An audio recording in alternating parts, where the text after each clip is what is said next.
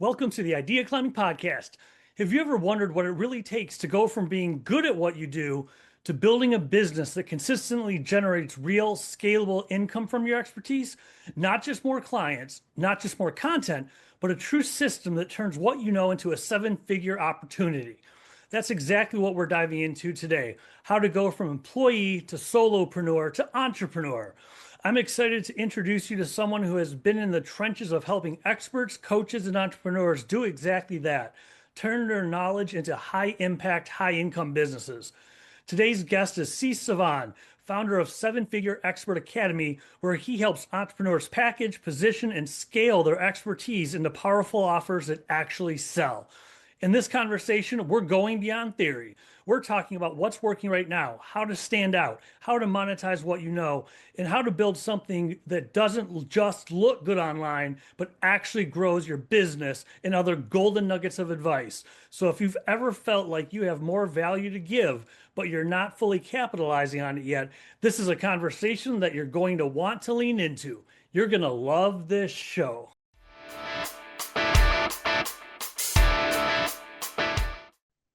Cease, thank you for making time to be on the Idea Climbing podcast. I appreciate you.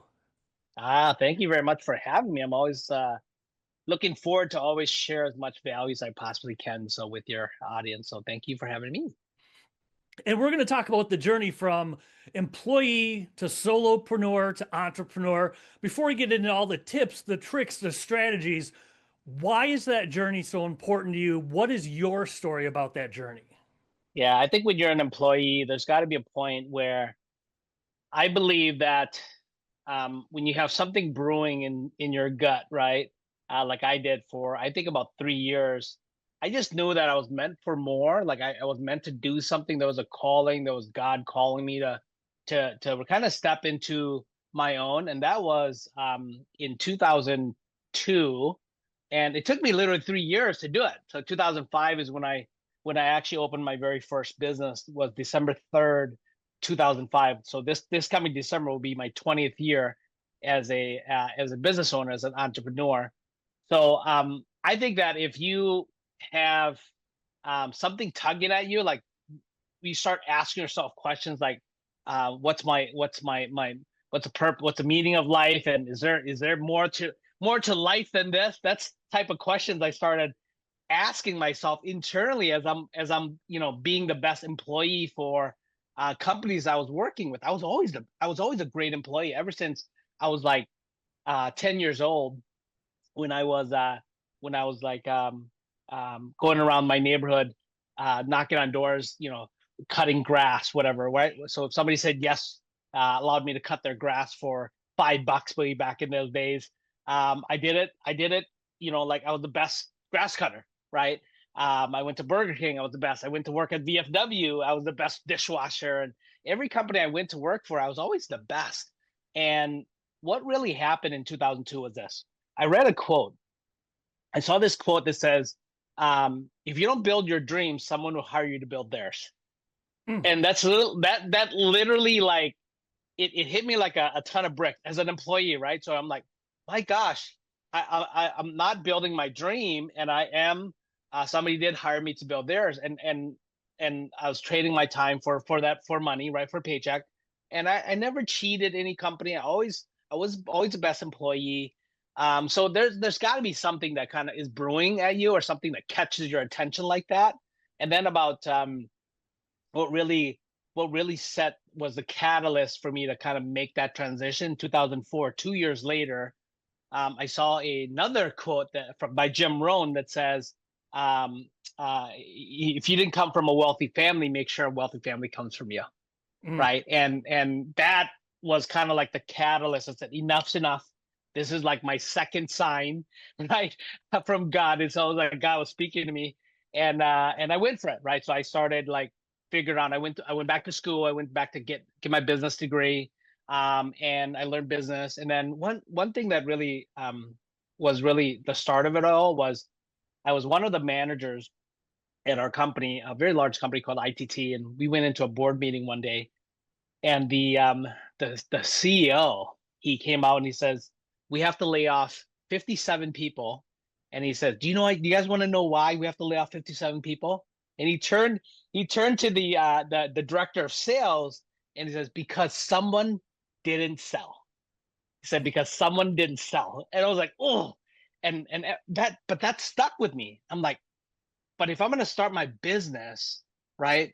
If I don't sell, my business will die, just like we have to lay off 57 people here. He's right. It doesn't matter what the economy is like, doesn't matter what's happening in the marketplace. If somebody doesn't sell, we have to lay people off. So that kind of stuck with me. So in my transition to starting my business in 2005, in 2004, when I saw that quote, if you didn't got to come from wealthy family comes from you. I went and got a sales position. I've never done sales before. So I went to get a sales position just to learn how to sell, how to communicate, how to sell.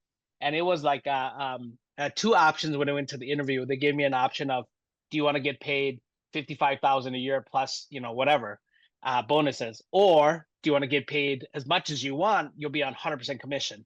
So I was like, I can get paid as much as I want. So I chose the 100% commission, and thank God I did that because I literally just crushed it. And I realized that it's not that I was great at sales.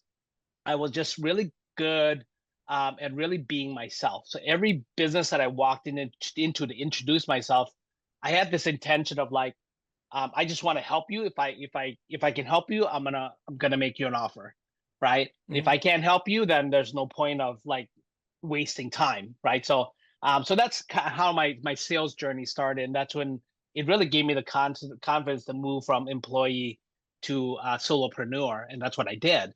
And then I started my business. It was a sales company.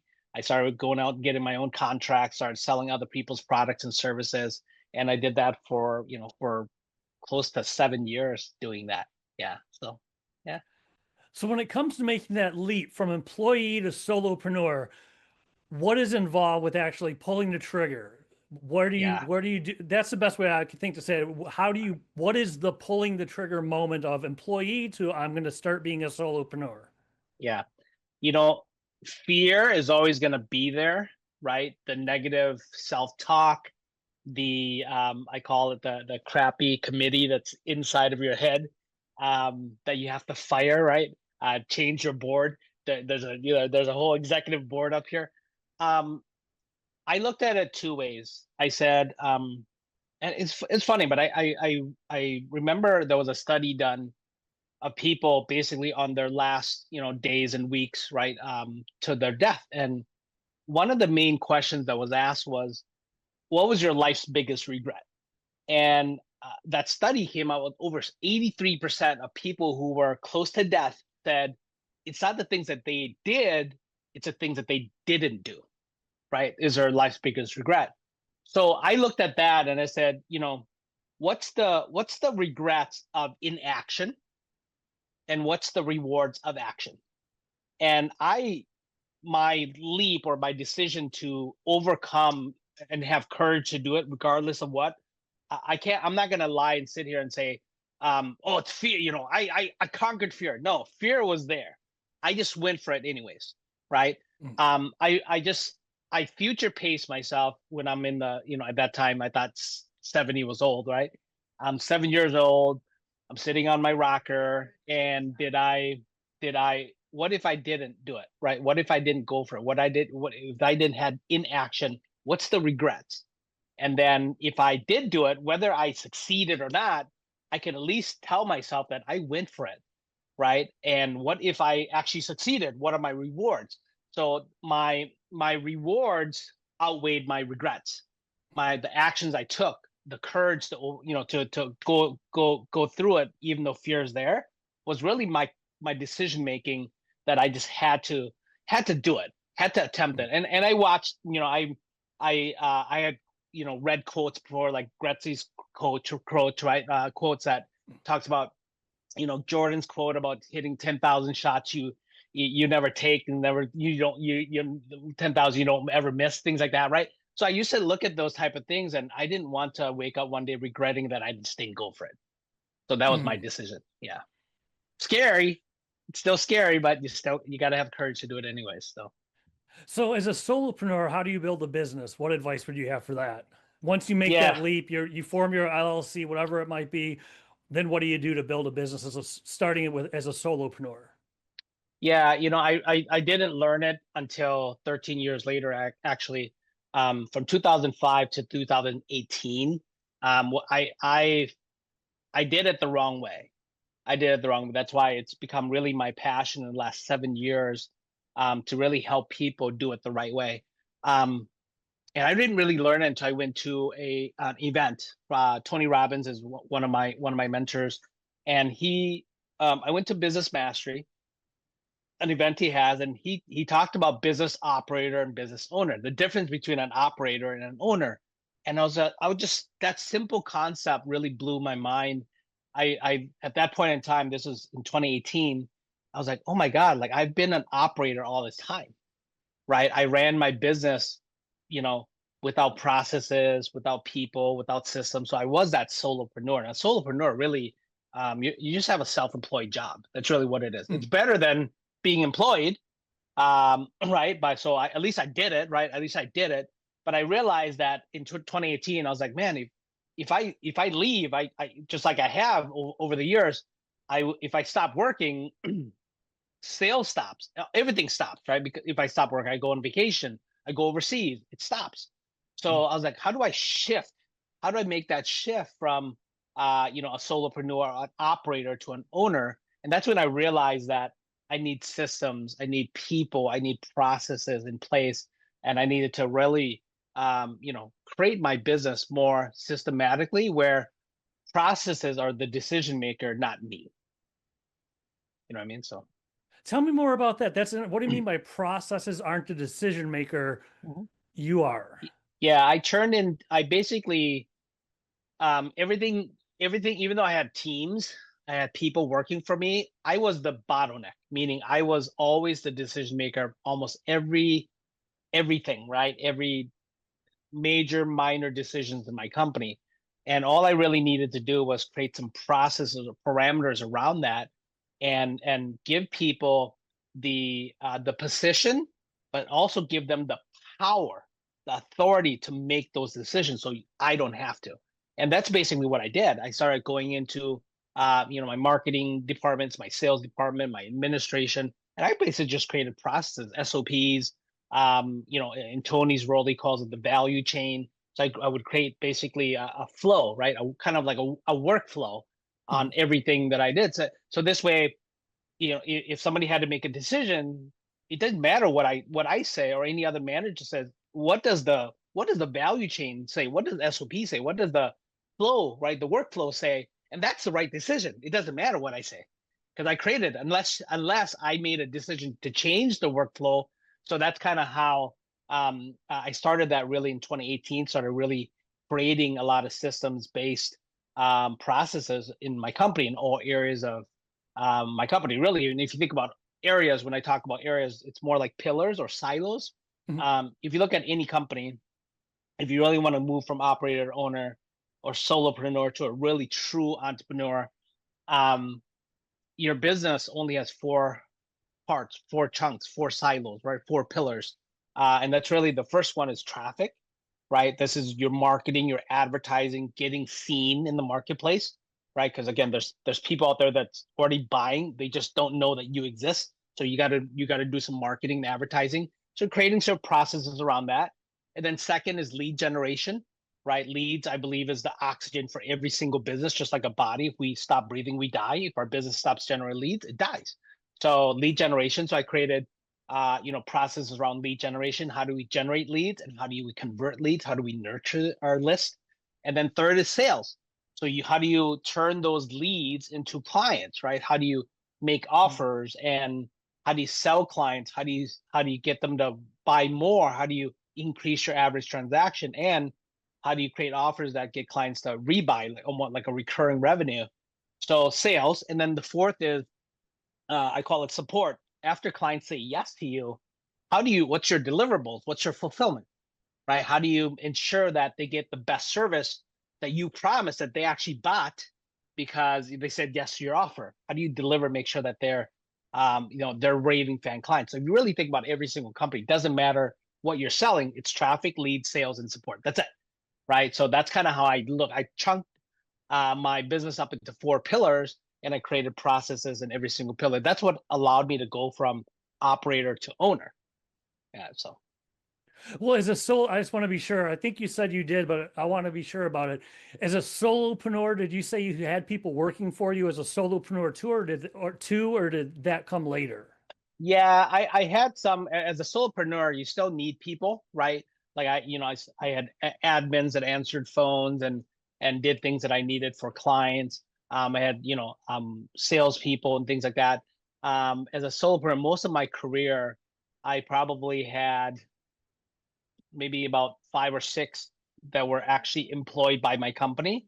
The rest were either contractors, like a lot of my sales staff that we were training for sales were actually independent contractors. They weren't employees, right? They had their own schedule. We just trained them. We just provided the products and services and things like that. So yeah, but as a solopreneur, you still should have a team around you that helps you with client support, administration, things like that. And everything else is generally outsourced, like your accounting.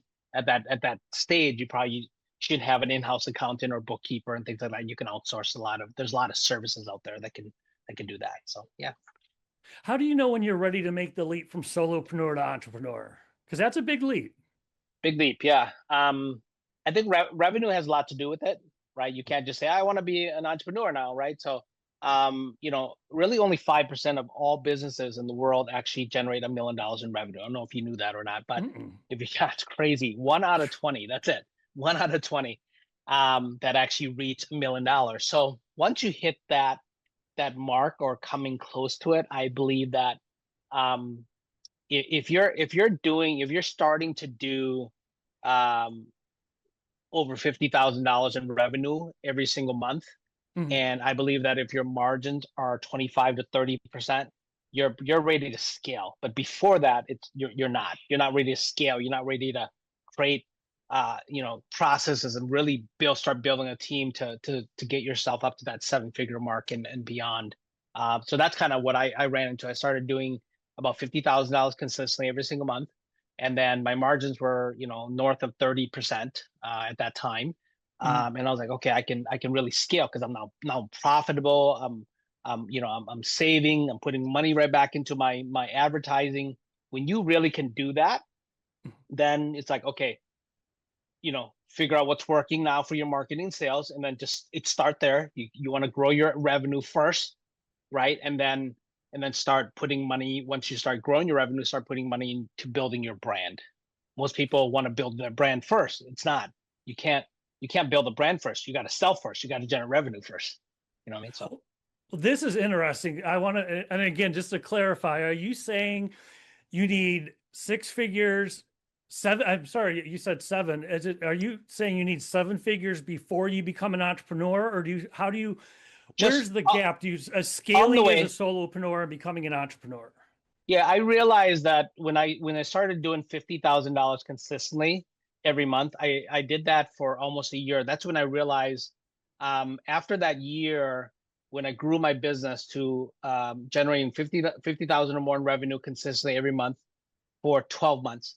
Um, and that was when I realized, and also obviously my bank account was growing, right? Because I was saving, I was profiting, I was profitable business.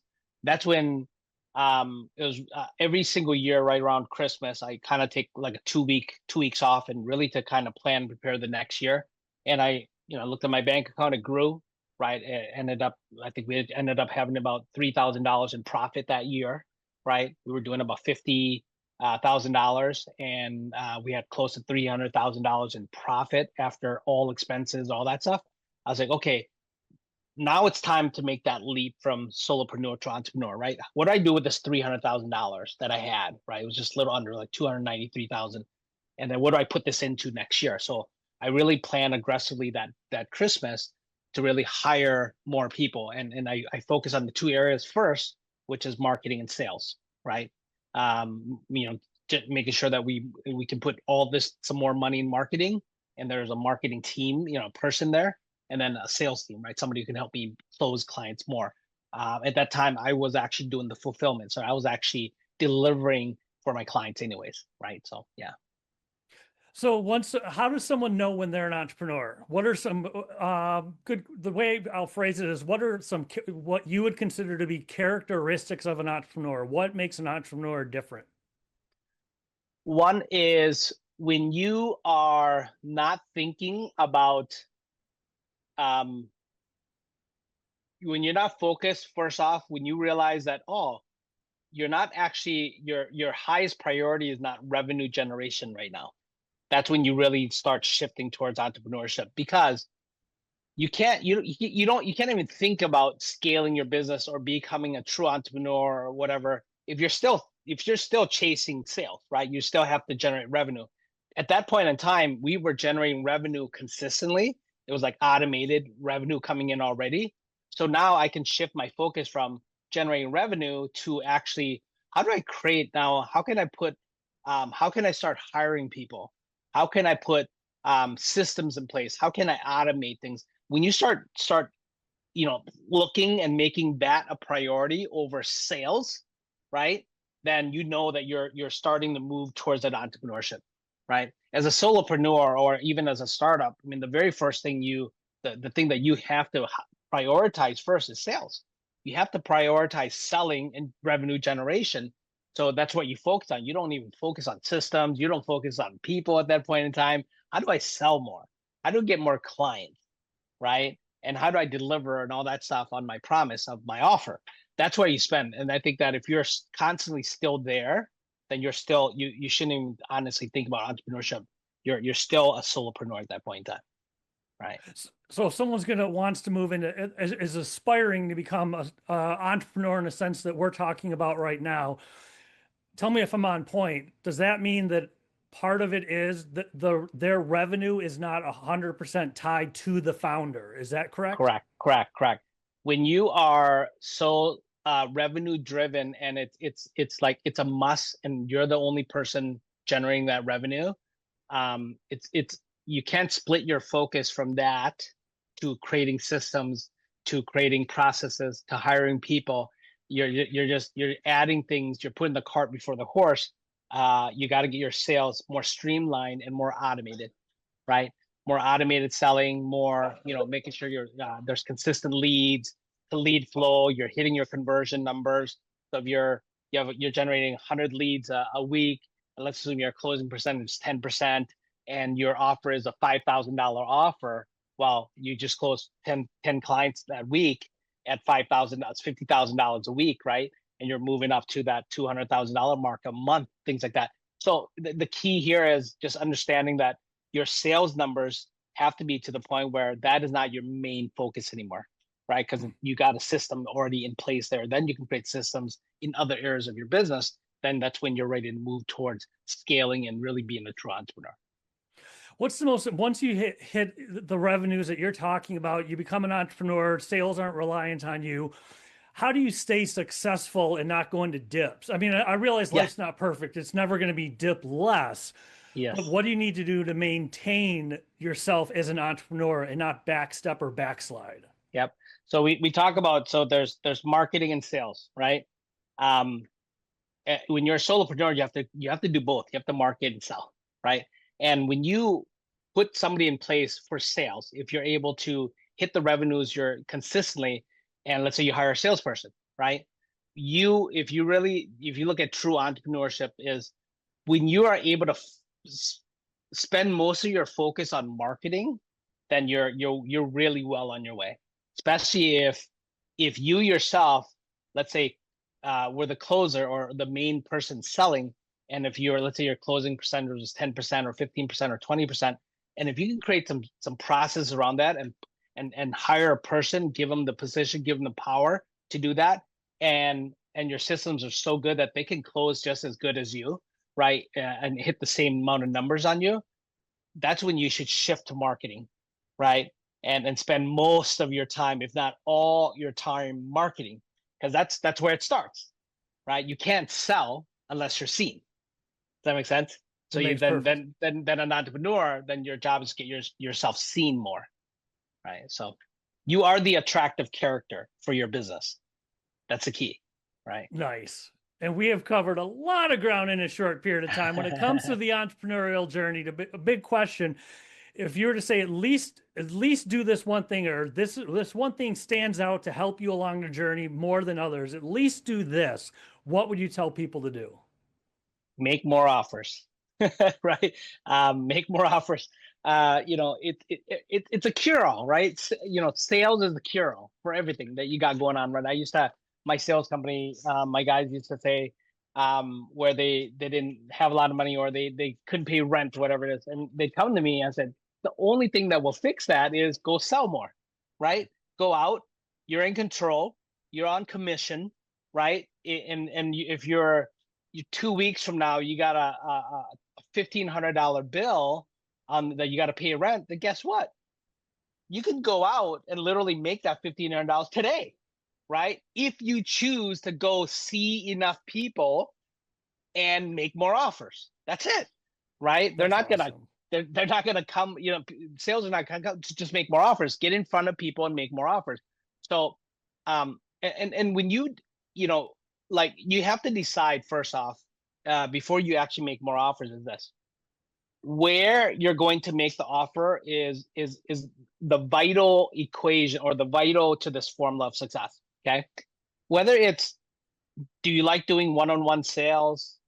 Do you want to do one-to-many selling, right? Do you want to run a webinar, 90-minute webinar, 60-minute webinar? Do you have to spend a full day immersion with some people, or do you have to spend 2 or 3 days? It depends on what your offer is, right? But regardless of what, you have to choose a method that you're comfortable with. And Mm. once you choose that method, then your job is get, let's say if you chose one-on-one selling, then your job is to fill your calendar with as much people as possible, right? And you come to those calls, you deliver value, you answer the questions, you find out they have a problem, what their problems are. You can clearly show that you can solve their problem, right? As a coach, or whatever you're doing, or your product and services, then your job is to make them an offer. That's it, right? And and I think the people where people fail, even especially if they started, they don't do that, right? They don't make enough offers, and you don't have large enough numbers to really find out what's the real problem. Is your offer the problem? Is how you're selling the problem? Is how you're marketing the problem? Is it your messaging that's the problem? You don't know unless you start getting in front of people and making more offers, where you have a large enough numbers to look at. Oh my gosh, this month I was in front of 20 people. 20 people booked a call with me, and let's say 10 people showed, right? So you got a 50% show rate. So you got to figure out what was the messaging around why the other 10 people didn't show. Okay. So you got a messaging problem. You already clearly know that. You might have a process problem. You might have your email sequences. You dig into that to see if they got the links and all that stuff. Is your email going to spam, et cetera, et cetera. And then now that the 10 people that showed up, right? Then, what did you do? What was their problem? Who were they? What problem did they have? And when you made them the offer, right? How did they respond? Why didn't they buy? Get it. Let's assume 10 of them you made an offer to, and 5 of them were hard no's, which is fine, where you get no's. Either get a yes or a no, never maybe, right? And let's assume that 3 of them were yeses, and then 2 of them just kind of ghosted you. They ghosted you, right? And you're like, God, I've been calling them, messaging them, emailing them, they didn't return. I'm just looking for a yes or a no. And obviously this is a maybe, or they're ghosting me. Why did they ghost you? Let's figure out, let's go back and look at some of the call recording and see why these 2 people, isn't responding, right? Things like that. Mm-hmm. Did you not set up the sale right? They did not conversate right? Were they the wrong client? All of that stuff. And now you can actually have numbers to clearly look at, to improve, to change your approach and make your iterations, right? But Got yeah, it. for me, it's about making more offers. Yeah. This has been awesome. And if people want to find you online, where's the best place or places to go? I'm gonna give you guys a gift. Playbook100k.com, playbook100k.com/Mark Carter, right? Playbook100k.com/Mark Carter. Um, you're gonna be able to get access to my book. right? It's a free access complimentary right now. We are going to be turning into a physical book and selling it for $29 soon. So you guys actually get this as a gift. You're gonna walk through, when you read it, you'll be able to walk through my journey of how I shifted from employee to solopreneur to entrepreneur, and how I went from struggling running business the wrong way, and then when I shifted online in 2018, how I struggled for the first 2 years. I did literally one sale in 2 years, right? A $97 sale in 2 years. And then the year after that, we grew our business to seven figures and winning our very first two Camel Club awards. So how did we do all that? And there's a framework that I share.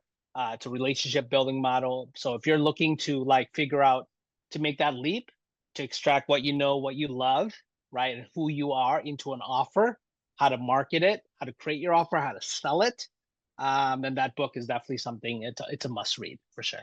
So Playbook This is 100K, yeah, playbook100k.com/Mark Carter. this has been excellent. Thank you again. I appreciate you, Sys. All right, brother. Thank you very much for having me. Enjoy the rest of your day, guys. Thank you. And scene.